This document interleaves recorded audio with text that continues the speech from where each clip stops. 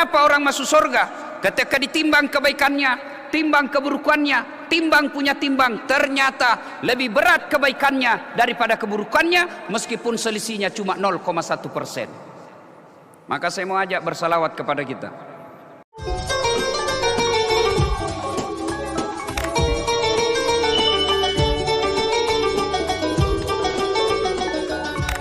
Assalamualaikum warahmatullahi wabarakatuh. Alhamdulillahi rabbil alamin. Wabihi nasta'inu ala umurid dunya waddin.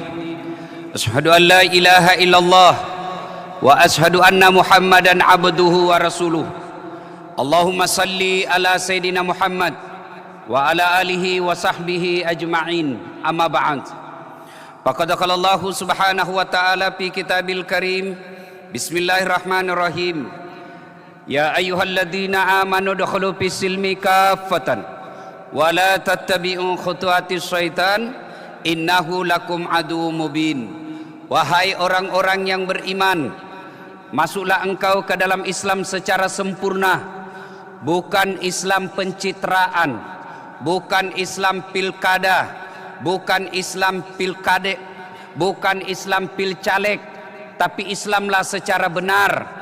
Dan janganlah engkau ikuti langkah-langkah setan, karena sesungguhnya setan itu musuh yang nyata bagi kalian. Dan ternyata setelah saya ceramah di Istiqlal ini, rupanya banyak setan yang berkeliaran di tengah-tengah kita. Setannya bukan pocong, bukan uka-uka, tapi apa setan yang ada di tengah-tengah kita bentuknya handphone. Orang sudah ceramah masih juga sibuk itu. Itu setan itu mengalihkan perhatian. Ibu-ibu yang pegang handphone, saya doakan suaminya kawin lagi. Baru dia lepas. Adik-adik, mohon berkenan jangan ada yang siaran langsung handphone. Ustadz, kita mau dokumentasi Ustadz. Gampang. Gimana caranya Ustadz? Tuh ada kamera saya bawa. Gimana caranya Ustadz? Buka YouTube, tulis Dasat Latif Masjid Istiqlal Nusulul Quran, keluar itu ceramah.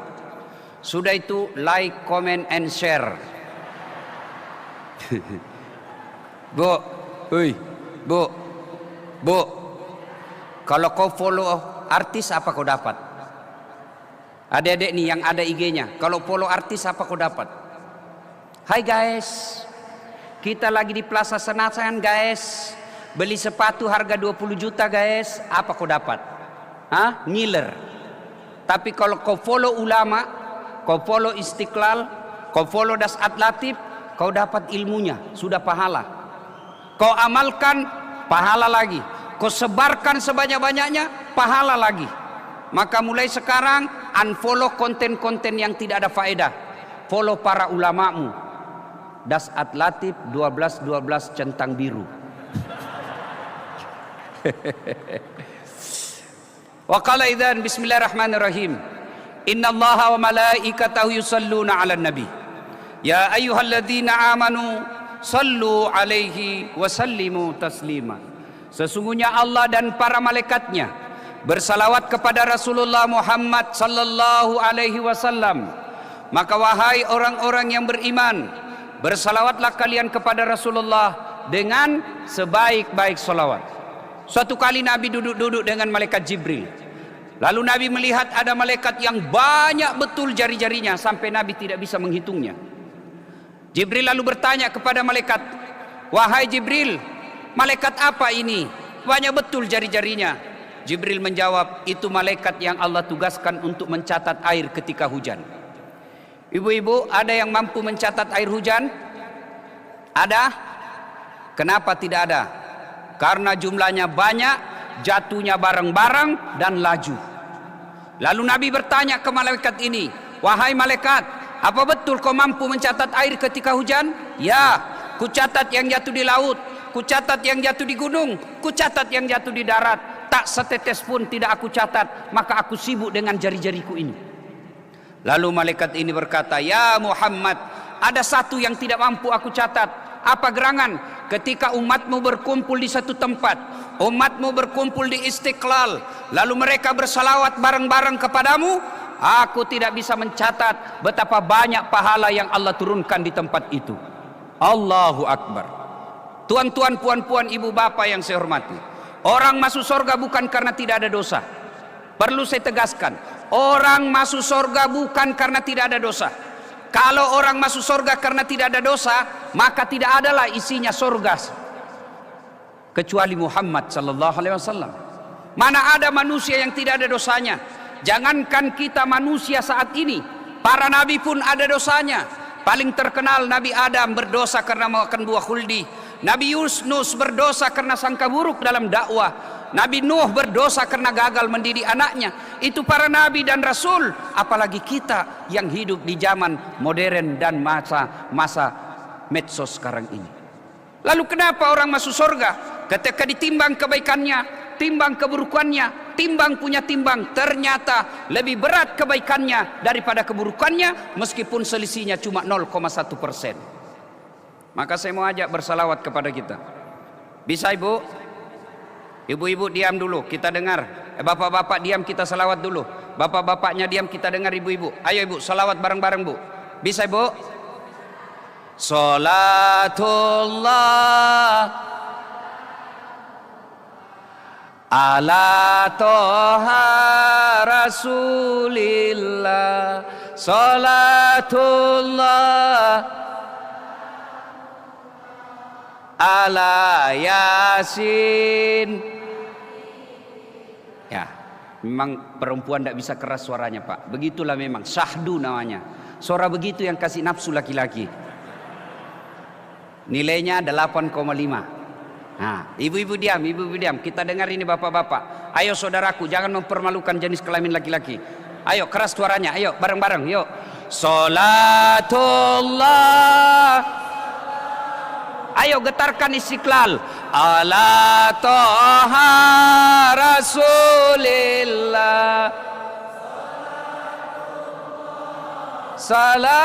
Salamullah ala yasin.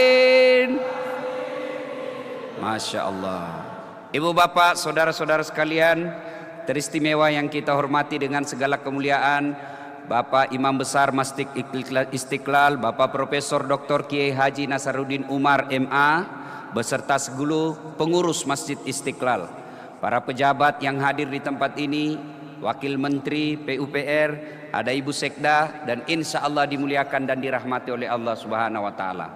Mohon maaf saya tidak bisa sebut satu demi satu, di samping karena keterbatasan waktu, yang pasti saya tidak hafal namanya bapak-bapak. Kalau saya sebut satu-satu pak, pasti tidak jadi saya ceramah, tapi saya ngabsen. Tuan-tuan, puan-puan, ibu-ibu yang saya muliakan, 1400 tahun yang lalu kita kenal ada istilah dengan zaman jahiliyah. Kenapa disebut zaman jahiliyah? Karena karakternya, sifat-sifat masyarakat pada saat itu, satu, perempuan tidak ada nilainya. Nih bu, untung ada Islam. Zaman jahiliyah perempuan dianggap aib. Suatu ketika Umar bin Khattab duduk-duduk, dia tersenyum lama kelamaan, lalu dia menangis. Sahabat berkata, Umar, ada apa ini? Barusan kau tersenyum dan kau menangis lagi. Umar menjawab, bagaimana saya tidak menangis? Saya ingat masa jahiliyah dulu sebelum ada Rasulullah. Ada anak perempuan saya, aku kuburkan hidup-hidup. Bagaimana saya tidak menangis?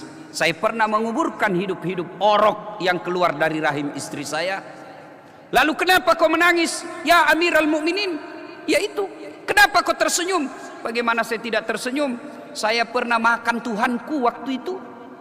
Dia bikin Tuhan, dia bikin kakinya, dia bikin tangannya, lalu Tuhannya dia sembah. Selesai dia sembah, lapar dia makan Tuhannya. Bagaimana tidak jagonya saya, Tuhanku saya makan waktu itu. Maka dia tersenyum. Masyarakat jahiliyah zaman itu 4 Tuhannya, Latta, Manat, Sutsa dan Hubal. Masyarakat jahiliyah zaman itu ada perbudakan, beda pembantu, beda buruh. Buruh pembantu masih ada gajinya, Tapi budak tidak punya gaji. Mereka hak milik seperti handphone. Bisa dibakar, bisa dijual, bisa dicelupkan di air, bisa dilemparkan. Kenapa? Hak milik. Kalau pembantu ibu-ibu bukan pembantu itu bukan budak. Pembantu ada gajinya, dan punya hak. Berhenti saya kerja, cerewet betul istrinya. Tapi namanya budak tidak punya hak asasi, tidak punya hak sama sekali. Itulah zaman jahiliyah. Dan zaman jahiliyah Rasulullah mulai cemas. Kenapa bangsaku, kenapa sekampungku, kenapa sekeluargaku dia menyembah batu, dia menyembah Latta, Manat, Uzza dan Hubal. Maka Rasulullah pergi melakukan semedi, kalau bahasa Jawa, beruslah. Naik ke atas gunung Gua Hira, 5 kilometer dari kota Mekah. Di dalam gua beliau berenung, memikirkan. 3 hari 3 malam meninggalkan istri beliau, beruslah di Gua Hira. Tiba-tiba datang malaikat dan memeluk diri Rasulullah, malaikat Jibril. Lalu Jibril berkata, "Iqra Muhammad, baca." Nabi bersabda, "Saya tidak bisa membaca." Dipeluk lagi makin keras, "Iqra, baca Muhammad." Rasul berkata, "Saya tidak bisa membaca." Peluk ketiga kalinya sampai Nabi sesak napas. Barulah Nabi mengucapkan, "Iqra bismi rabbikal ladzi khalaq," sampai ayat kelima. Hikmah pertama, jadi orang Islam tidak boleh antisosial. Rasulullah punya kepekaan sosial. Waktu itu beliau belum diangkat menjadi nabi dan rasul. Beliau belum dideklarasikan menjadi nabi dan rasul, tapi beliau sudah gelisah. Kenapa sekampungku ini menyembah batu? Kenapa sekampungku ini penjudi? Kenapa? Punya kepekaan sosial. Padahal belum jadi pejabat, andai saja pejabat. Lalu kita lihat sekarang, Pak, kepedulian sosial mulai hilang. Jangankan orang lain, kepada tetangga saja kita tidak punya kepedulian. Kalau dulu kita punya kepedulian ketika Ramadan di kampung saya dulu kalau Ramadan ada istilah barter kue. Ibu saya bikin pisang goreng, "Nak, bawa ke tetangga." 1 piring pisang goreng saya bawa ke tetangga, pulang bawa apa? Roti. Bawa lagi ke tetangga, bawa pisang goreng, pulang lagi bawa apa? Ubi rebus. Barter kue. Sehingga ketika Ramadan, 1 jenis kue yang kita buat di rumah, ketika mau buka puasa ada beberapa jenis rumah dari tetangga, kue dari tetangga. Kenapa? Kita punya kepedulian sosial. Tahu saudara-saudara sekalian, Quran mengajarkan kepada kita, biar hitam jidatnya gara-gara sholat, puasanya bagus, tarawehnya tiap malam, tapi tidak punya kepekaan sosial. Mereka antisosial, egois, bahkan jahat sama tetangganya. Nabi jelaskan, mereka termasuk orang-orang yang bangkrut. Atadruna manil muflis? Tahu enggak kamu yang bangkrut di akhirat kelak? Jarusu wahatiur rahim, tetangga yang jahat sama tetangganya dan yang memutuskan tali persaudaraan. Ada di antara kita baik sekali pemahaman agamanya, sholatnya bagus, jamaah di masjid tiap saat, tapi sayang di komplek tidak ada yang senang. Depan rumahnya bermusuhan gara-gara parkir, sebelah kanannya bermusuhan gara-gara got, sebelah kirinya bermusuhan gara-gara bunga, belakang rumahnya bermusuhan gara-gara binatang ternaknya. Orang seperti ini kalian bukan mulia di sisi Allah. Hikmah pertama, nuzulul Quran. Mari jadilah kita umat yang rahmatan lil alamin. Nabi kedinginan, pulanglah Nabi. Kedinginan Nabi, Bu, pulang. 3 hari 3 malam tidak ada kabar. Pulang ke rumah, lalu menggigil. Nabi sampaikan kepada Khadijah, istri tercinta, "Wahai istriku, saya kedinginan, selimuti saya cepat." Khadijah menjawab, "Sami'na wa ata'na." Bapak-bapak, maafkan saya, kalau bapak 3 hari 3 malam tidak ada kabar, ditelepon sama istri tidak dijawab, di WhatsApp tidak dijawab, pulang ke rumah kedinginan, "Bu, waduh, selimuti saya, saya kedinginan Ibu." Kira-kira apa reaksinya ini? Ibu, ayo jujur Ibu. 3 hari 3 malam tidak ada kabar, ditelepon tidak dijawab, tiba-tiba datang suamimu, "Bu, selimuti saya." Apa yang Ibu lakukan? Interogasi, Pak. Dari mana kau 3 hari hilang? Mana HP-mu? Khadijah tidak pernah sangka buruk kepada suaminya. Maka hikmah kedua, Bu, sangka baik sama suami. Nih. Ibu rajin puasa, rajin tahajud. Wah, bagus dia punya tadarus. Tapi tidak taat sama suami. Dengar baik-baik. Ada 4 jenis perempuan menjadi penghuni api neraka. Satu di antaranya, istri yang suka memaki suaminya. Marah boleh. Saya kecewa, Bang. Tidak kusangka. Jauh-jauh saya tinggalkan Sulawesi ikut kamu. Ternyata sampai di Jakarta kau telantarkan saya. Boleh ibu marah seperti itu. Tapi tidak boleh memaki. Memang kamu goblok. Tahu begini saya tidak menikah sama kamu. Sudah sedikit gajinya. Goblok. Ini menghina suami. Jangan ketawa, Bu. Saya serius ini. Tenang, Pak. Saya bela kau hari malam ini. Tapi sepertinya istri begitu karena juga bapak kasih contoh yang tidak baik.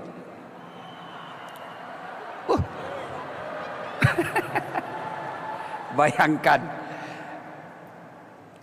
Prof, kemarin saya bikin survei kecil-kecilan di IG saya. Sekiranya suamimu sakit dan tidak ada obat yang bisa mengobatinya lagi kecuali minta dinikahkan, ibu-ibu kira-kira apa sikapnya? Belum sejam Pak, 4.000 ibu-ibu yang ngomel di Instagram saya. Bayangkan reaksinya ibu-ibu. Bu, tapi saya yakin yang hadir di sini adalah ibu-ibu yang baik. Pak, saya tidak tahu kalau Bapak bisa ceramah seperti ini bukan karena saya hebat, tapi saya punya istri yang sabar dan mampu menjaga anak saya. Saya jago tidak? Gimana saya mau ceramah dengan baik? 5 menit tadi duduk sebelum saya naik di sini, istri saya WhatsApp, "Woi, kesetrum anakmu." Mana bisa lagi saya ceramah? Iya toh, Bu? Iya. Mana bisa kita menghafal kalau istri kita tidak membuat kita tenang? Maka lelaki yang baik, kata Nabi, mereka yang pandai memuliakan istrinya. Allahu Akbar. Ada seorang ibu yang dikirimi barang dari saudaranya, dikirimi baju baru dan kain, karena sayangnya kepada suaminya yang setengah mati cari nafkah. Akhirnya apa? Baju dan kainnya tidak dipakai, tapi langsung dibawa ke orang lain untuk dijualnya supaya bisa membantu suaminya cari nafkah. Ada seorang ibu rela dia jual piring kesayangannya untuk apa? Agar anaknya bisa sekolah untuk membantu suaminya cari nafkah. Ada seorang ibu, dia jual mesin jahitnya pada saat itu 10.000 rupiah dijualkan. Supaya apa? Meringankan beban suaminya yang petani penggarap di kampung agar bisa anaknya sekolah. Kalau ibu punya sifat seperti ini, tidak ada alasan buat ibu ditolak Allah untuk masuk ke dalam surga. Betapa banyak orang menjadi hebat karena punya istri yang hebat. Betapa banyak anak yang hebat menjadi sukses karena punya ibu yang baik. Maka ini adalah ibu-ibu masa depan bangsa kita. Banyak yang mengeluh, kenapa negara kita seperti ini? Kita mayoritas Islam, 88% kita Islam. Kita penduduk terbanyak Islamnya di dunia. Bukan Indonesia, di dunia kita Islam terbanyak. Tapi malu kita selalu dituduh teroris, malu kita selalu dituduh anti NKRI, padahal kecintaan kita kepada NKRI diajarkan oleh Rasulullah, an-nasawfatu minal iman. Cinta kepada negara adalah bagian dari iman. Masa kita dituduh? Apa sebabnya? Salah satu sebabnya karena ibu gagal mendidik anaknya. Jadilah seperti Khadijah. Khadijah Masya Allah tidak pernah sangka buruk kepada suaminya. Untuk apa? Mendukung dakwah. Kalau ibu punya anggota DPR suaminya, ibu kontraktor suaminya, ibu ASN suaminya, hadirlah sebagai Khadijah di depan suaminya. Nasihati suaminya sebelum pergi kerja, bang, jangan menghalalkan segala cara. Rezeki sudah Allah tentukan. Rezekimu tidak akan kemana. Kakimu jadi tangan, tanganmu jadi kaki, kepalamu jadi kaki. Kalau bukan rezekimu tidak akan masuk. Sudah itu peluk dia sambil doakan. Ku lepas di kau pahlawan. Oh, tenang. Bapak juga, Nabi mengajarkan, Nabi itu setiap mau keluar rumah, beliau sedekah kepada istrinya. Apa sedekahnya? Cium jidat. Maka besok kalau suami mau keluar, bu, ingatkan, bang, sedekah. Belum, sini cepat saya sedekahi kau. Ibu juga kalau mau disedekahi, kalau mau keluar suamian rapi-rapi. Jangan daster tinggi sebelah, ada bedak di sini, dikasih ketimun di matanya, menguap angkat ketek. Bagaimana mau disedekahi? Satu, jadilah istri yang mendukung dakwah. Khadijah, wanita paling kaya di Mekah pada saat itu. Tapi ketika sakaratil maut, baju yang dipakainya beberapa kali tambal. Ketika sakaratil maut, beliau panggil anaknya, Fatimah, sini dulu nak, sini kau dulu. Kalau bahasa di Makassar, sini kau dulu nak, kasih tahu bapakmu dulu. Apa? Sebentar lagi saya akan menghadap kepada Allah. Tolong mintakan serbannya, bapakmu yang selalu dipakai terima wahyu. Tolong ambilkan serbannya bapakmu. Saya mau jadikan kain kafan, mudah-mudahan bisa menjadikan sejuk di alam kuburku. Allahu Akbar. Khadijah habis hartanya untuk bantu Rasulullah. Ketika sakaratil maut minta serban, malu. Apa kata Fatimah? Ibu aja yang minta. Tapi apa kata Fatimah? Mohon maaf nak.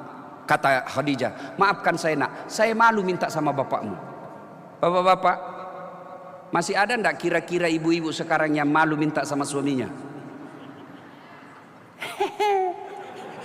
Ada. Jangan diminta, dicuri dari dompetnya. Tapi itulah Khadijah. Sehingga Khadijah ketika wafat, Rasulullah meneteskan air mata dan berkabung duka. Maka disebutlah tahun duka cita karena Khadijah wafat. Begitu Khadijah wafat, Rasulullah sangat bersedih. Sehingga Rasulullah bersabda, barang siapa seorang istri meninggal dunia, lalu suaminya berduka terus mengenang kebaikannya, maka itu ciri-ciri wanita penghuni surga. Jadi, kalau ada ibu-ibu lebih dulu meninggal, lalu suaminya berduka, Allah, ya Allah, kenapa istriku dulu meninggal? Baik betul, meskipun dia gendut, tapi saya sayang dia, ya Allah. Itu ciri-ciri penghuni surga. Tapi kalau sebaliknya ibu, begitu ibu meninggal, suami masuk kamar berteriak, merdeka! Allah. Maka nuzulul Quran hikmah kedua, jadilah istri yang baik. Contoh Khadijah, ketika Rasulullah menggigil, tidak ada yang mau percaya.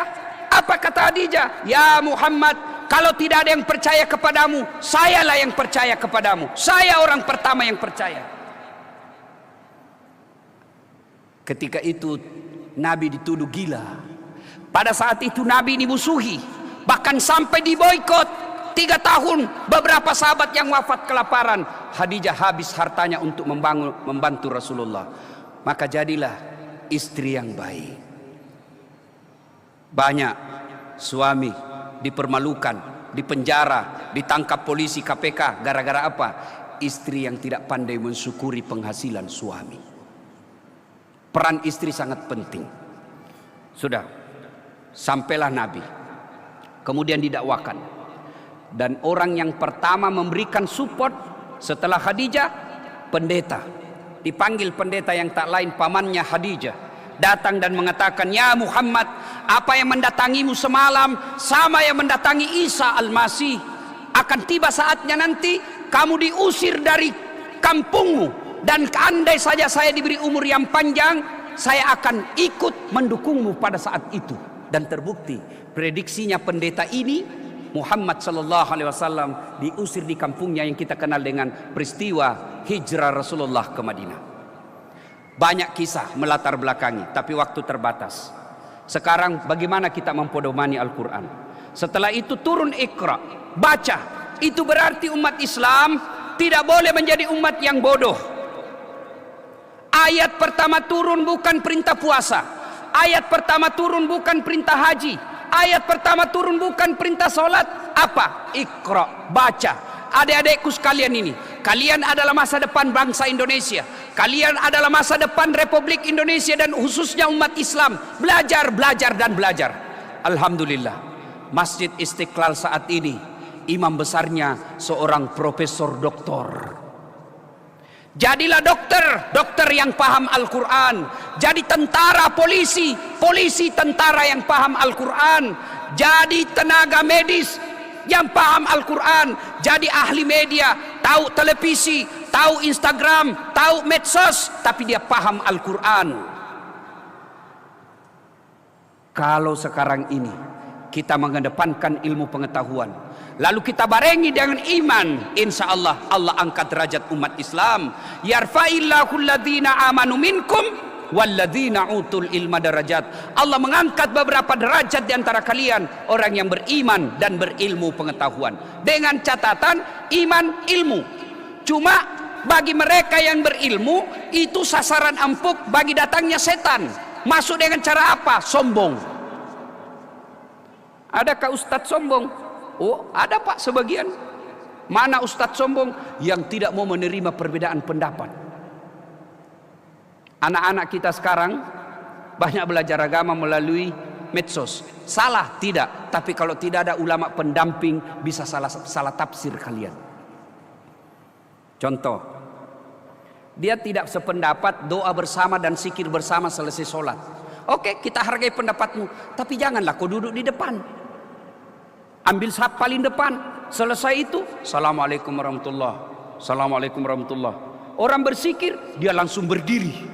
Dia langkai ulama, dia langkai orang-orang tua. Kalau saya dapat begitu, langsung saya pukul pantatnya. Kalau kau tidak mau doa bersama, di belakang duduk. Kalau kau di belakang karena hargai orang, kau tidak mau langkah-langkai, itu jauh lebih mulia.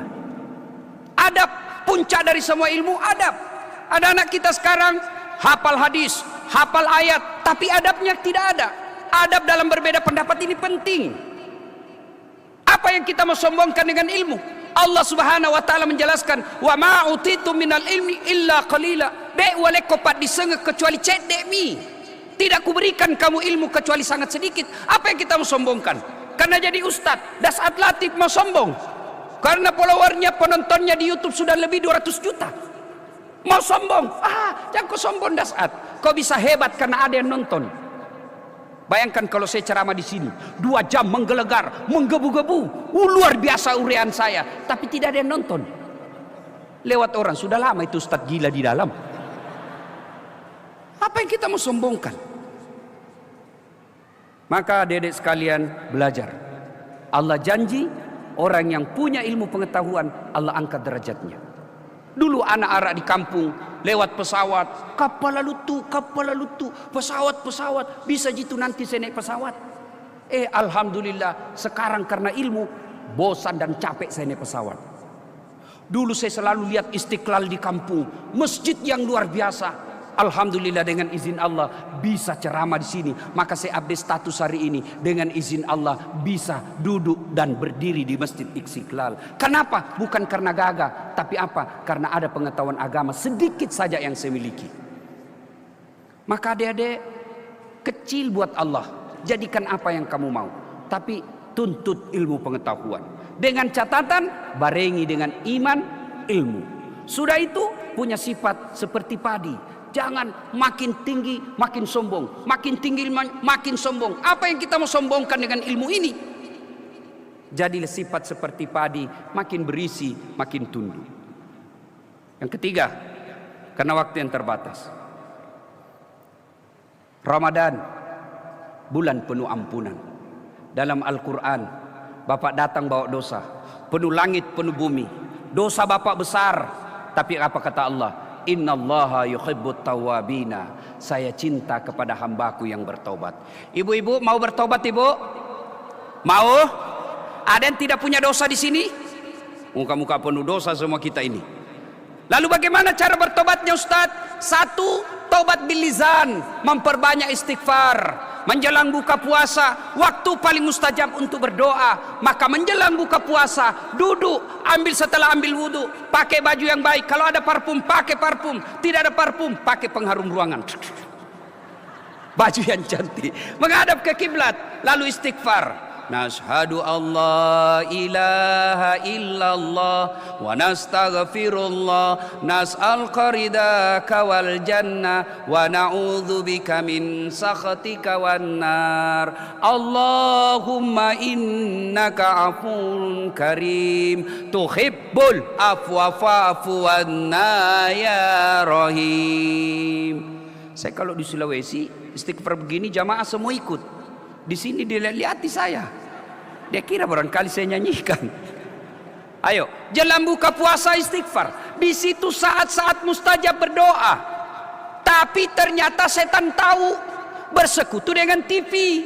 Akhirnya apa? Waktu mustajab, TV juga sodorkan sinetron-sinetron aduhai. Akhirnya apa? Kita tidak sempat istighfar karena hanyut dalam sinetron. Lewat waktu mustajab.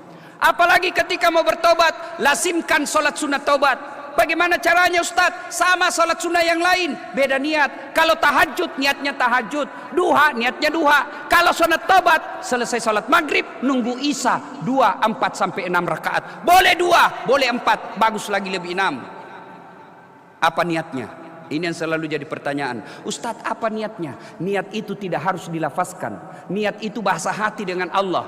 Begitu Bapak wudu, Ibu wudu sudah ada dalam hati, saya mau sholat sunat tobat nunggu isya, itu niat. Kalau mau ucapkan juga bagus, tidak diucapkan tetap sah. Sholli sunatal taubat raka'ataini lillahi ta'ala, Allahu Akbar. Saya tidak hafal itu Ustaz, bahasa Indonesia saja. Saya niat sholat sunat taubat 2 rakaat sunnah, hukumnya bagi saya lillahi ta'ala, Allahu Akbar. Tidak tahu juga itu Ustaz, ambil jalan pintas ibu. Berdiri tegak menghadap kiblat, bilang saja begini, Tuhan sholat sunat taubat ya, Allahu Akbar. Tidak percaya tanya Prof Nasaruddin Umar. Kalau kau kira saya bodoh-bodohi kau, tanya beliau nanti. Boleh. Daripada nunggu bahasa Arab tidak tahu arti, tidak hafal-hafal, kapan ibu sholat? Ada anak muda masuk masjid, dia langsung Allah. Dia ulang lagi. Allah. Langsung dia duduk. Saya lihat, tidak jadi sholat. Saya dekati. Dek, kenapa tidak jadi sholat? Saya lupa usallinya Pak Ustaz. Padahal tidak diucapkan pun sah. 2 rakaat ulang lagi, Tuhan masih seperti yang tadi, Allahu Akbar. Mau begini boleh, mau begini boleh, semua ada dalilnya. Bahkan ada yang datang sholat kayak orang tidak makan saja Pak. Dia jalan langsung. Ada juga begitu. Silakan, jangan kau celah orang. Selesai itu meletakkan tangan, macam-macam lagi, silakan, jangan celah. Yang penting kamu lakukan apa yang kau yakini benar. Allahu Akbar. Ada begini, ada juga begini, ada di bawah sekali, ada juga lurus. Terserah, pakai saja mana yang kau yakini. Yang penting jangan kau pakai semua. Allahu Akbar. Sudah pasti salah. Salatullah salamullah ala toha rasul. Salatullah salamullah ala yasin. Masya Allah. Kapan tobatnya? Ketika salat tobat Ustadz, sujud terakhir. Mazhab Syafi'iyah melarang mengucapkan, tapi imam yang lain membolehkan. Kalau ibu pada mazhab Syafi'i, jangan diucapkan, dalam hati saja. Anggaplah ini dalam hati Bu ya, anggaplah. Karena kalau saya jelaskan dalam hati, pasti ibu tidak mengerti. Jadi anggap saja. Ya Allah, tadi kantor saya hilap. Saya pegang tangannya sekretarisku. Aku hanyut dalam pegangan itu. Dia pun memegangku ya Allah. Akhirnya kami berpegang-pegangan. Ya Allah, ampuni dosa dan kesalahanku ya Allah. Saya hilap dalam hal ini ya Allah. Aku betul-betul tersesat ya Allah. Ya Allah, ampuni saya. Teteskan air mata, tapi jangan air mata buaya. Ya Allah, ampuni saya. Ya Allah, ampuni saya. Yang lebih penting dari itu, Rabbana la tusik qulubana ba'da is hadaitana wa hab lana min ladunka rahmah. Jangan kau palingkan hati hamba setelah engkau berikan hidayah. Karena tanpa hidayah biasanya kita ulang. Yang selalu saya istilahkan taubat ibu hamil. Pernah lihat ibu hamil melahirkan? Ampun, tidak mau lagi saya hamil Pak. Terakhir toksik saya. Terakhir saya hamil. 5 bulan kemudian, hamil lagi. Ya. Nah, sudah perbanyak salat sunat taubat. Yang berikutnya, insya Allah dengan puasa yang baik akan menghapuskan dosa-dosa kita. Man shoma ramadana imanan wa ihtisaban ghufira lahu ma taqaddama min zambihi. Siapa yang berpuasa di bulan suci Ramadan dengan niat iman dan ikhlas semata-mata karena Allah, diampuni dosanya yang telah lalu dan yang akan datang. Maka sambut kasih sayang ampunan Allah dengan cara memperbanyak taubat. Salat sunat taubat, istighfar, puasa disempurnakan. Yang berikutnya, kalau berkaitan dengan dosa kepada sesama manusia, minta maaf. Ibu pernah kasar sama suami, minta maaf.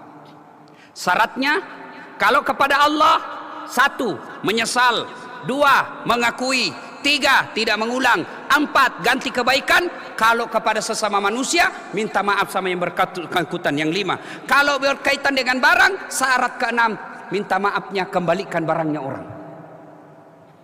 Jadi ibu-ibu pernah kasar sama suami, minta maaf, bang, maafkan saya hilap 2 tahun yang lalu sampai saya maki-maki kau bang. Maafkan saya, maka lain kali jangan lagi kau begitu. Kata suaminya, saya juga minta maaf. Dulu waktu saya tugas ke Jakarta, saya hilap. Saya lihat perempuan mirip betul sama kau. Maafkan saya hilap. Saya selingkuh dek. Kata istrinya, enggak apa-apa bang, begitulah memang makhluk biasa kita hilap. Maafkan, saya maafkan kau karena waktu itu saya juga selingkuh. Allah. Ya. Nah, kalau berkaitan barang, syarat mutlak kembalikan. Maka saya biasa tersenyum Prof kalau lihat itu berita-berita di televisi. Ada pejabat yang korupsi 10 miliar, 30 miliar. Ngeri Pak. Harus dia kembalikan nanti itu. Dan ketika dia tidak bertobat, dia kembalikan itu uang yang 20 miliar dan meninggal. Di padang mahsyar kelak disuruh cari semua orang-orang yang pernah bayar pajak. Mudah-mudahan dinonton oleh pejabat ini. Kalau saya dosa sama bapak 1 orang, gampang saya cari. Tapi kalau bapak dosa kepada 1 Republik Indonesia, disuruh cari nanti di padang mahsyar. Nauzubillah min zalik. Sidang jamaah yang saya muliakan. Pada akhirnya, merugi orang yang menikmati umur panjang, kesehatan, lalu tidak mendapat ampunan di bulan suci Ramadan. Segera bertobat, karena Allah sampaikan, Innallaha yuhibbut tawwabina. Saya cinta kepada hambaku yang bertobat.